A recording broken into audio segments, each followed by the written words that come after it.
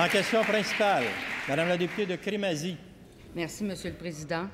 Les révélations troublantes de l'émission La Facture sur la mauvaise évaluation des besoins des personnes âgées dans les résidences privées et la surfacturation douteuse et abusive dont elles font l'objet ont de quoi faire frémir. Ça va tellement bien dans les résidences privées, Monsieur le Président, que le gouvernement s'apprête à leur confier davantage de responsabilités.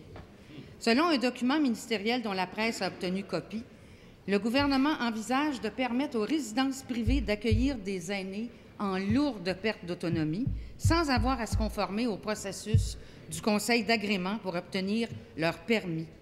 Monsieur le Président, après tous les reportages inquiétants, après les constats sévères de la protectrice du citoyen, après les morts horribles rapportées ces dernières semaines, est-ce que c'est ça la réponse de la ministre? Moins encadrer le secteur privé?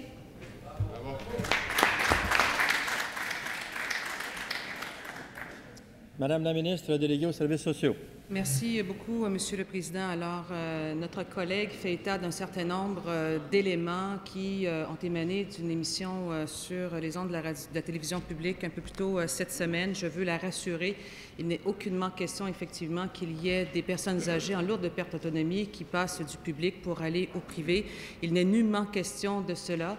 Elle le sait, Madame la députée de Crémazie, que nous sommes effectivement dans un deuxième tour de roue à donner à cette certification qui est une première au Québec, qui est une première au Canada également, que nous avons mis en place, Monsieur le Président, pour voir justement à la bonne sécurité et à l'intégrité de nos personnes âgées, à qui nous devons évidemment respect et que nous devons respecter dans leur intégrité, qu'ils soient à la maison, Monsieur le Président, qu'ils soient en résidence privée ou qu'ils soient dans le public.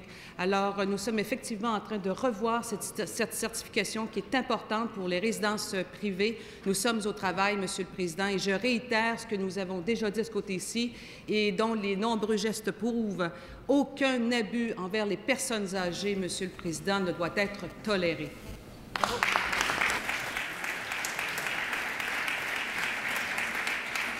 En première complémentaire, Madame la députée de Crémazie. Monsieur le Président, nos aînés ont le droit de vivre les dernières années de leur vie dans la dignité. Allez-vous obliger les résidences privées qui hébergent des personnes en perte d'autonomie à se soumettre aux mêmes critères que le secteur public? Quand allez-vous commencer les visites surprises d'appréciation, les inspections non annoncées? Quand allez-vous obliger tout le monde, toutes les résidences, à avoir du personnel formé en nombre suffisant et en tout temps? À quand?